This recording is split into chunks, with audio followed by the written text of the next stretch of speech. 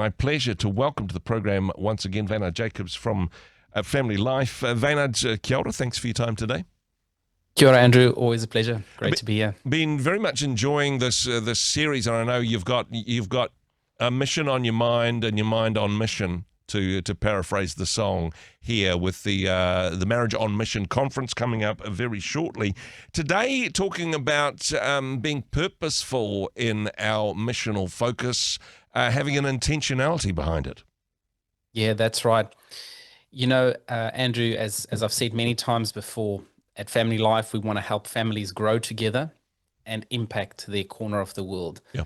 And this is the thing I really want to focus on today, is what impact am I having on my corner of the world?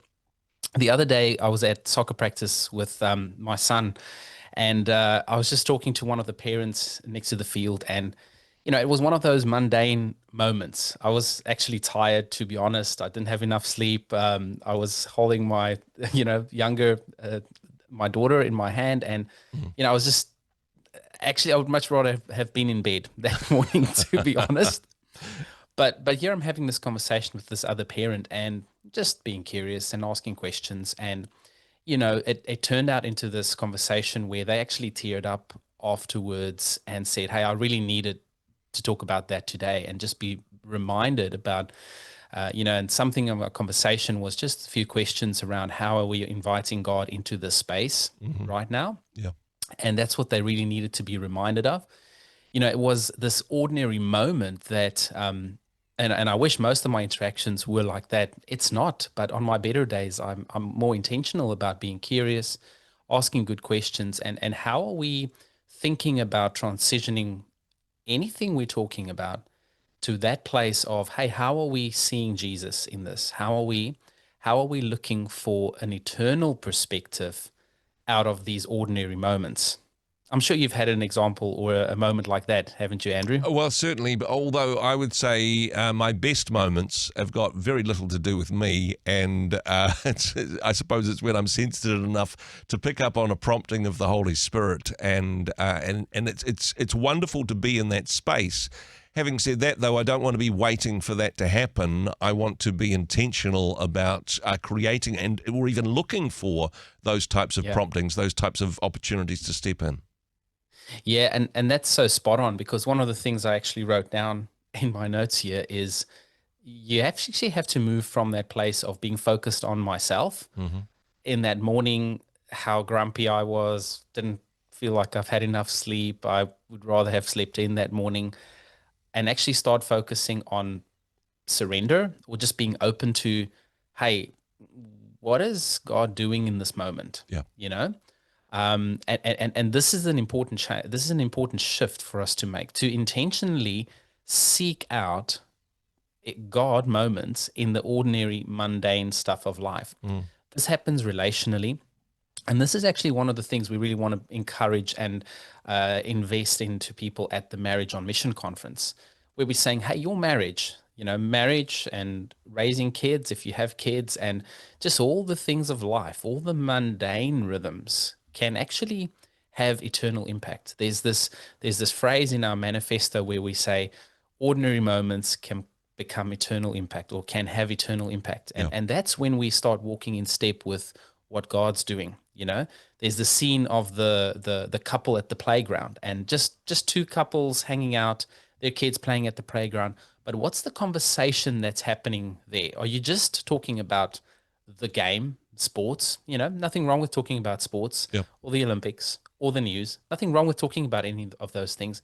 Or are you seeking moments in the everyday stuff to say, hey, how are you doing spiritually? Like, what's going on for you?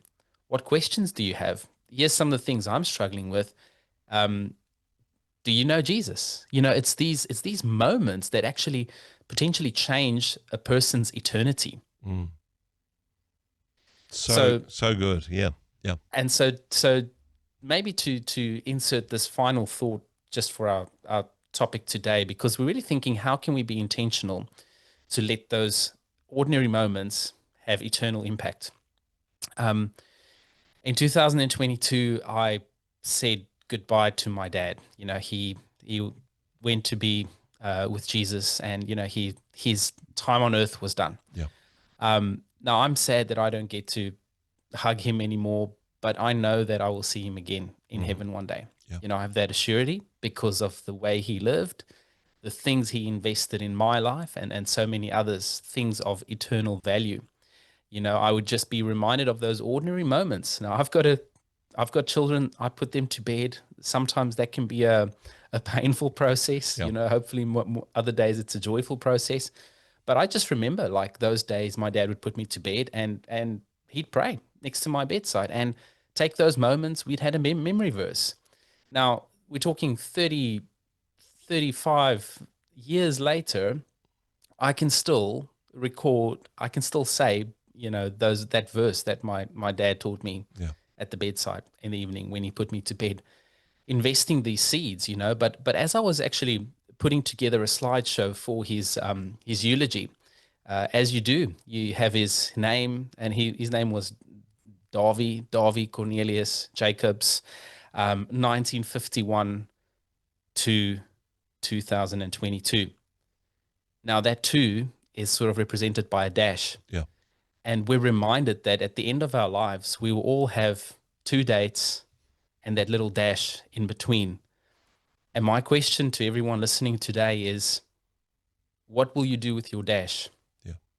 How will your dash impact eternity? Am I just going to live out my dash focused on getting through this little breath in time?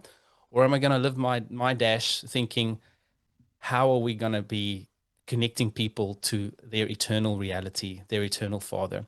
And so being on the part of the Great Commission, Jesus said, go into all the world, making disciples, introducing them to Jesus and walking with Jesus. That's every Christian's call. And my question today to our listeners is, what are we doing with our dash? And are we just living for the moment and to get through?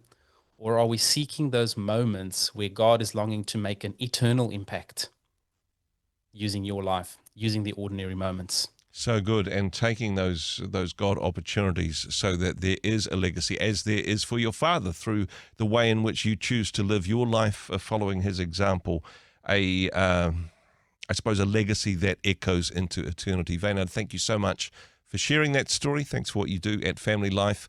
For the Marriage on Mission conference. Now, I know you guys are very busy organising this, putting the details together, but if people wanted to find out more, to be challenged and inspired in this way, how do they connect? How do they be a part of it?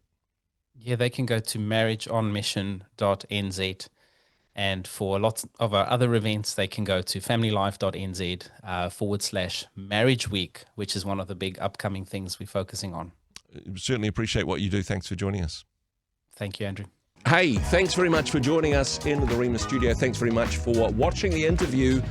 It's kind of nice to have an audience, actually. And if you did like what you watched, then do give us a like, do give us the thumbs up. And if you'd like to see more interviews like that one, or perhaps even better, subscribe and those interviews will come straight to you. Don't forget to turn on your notifications, and we'll see you in the next one. Cheers.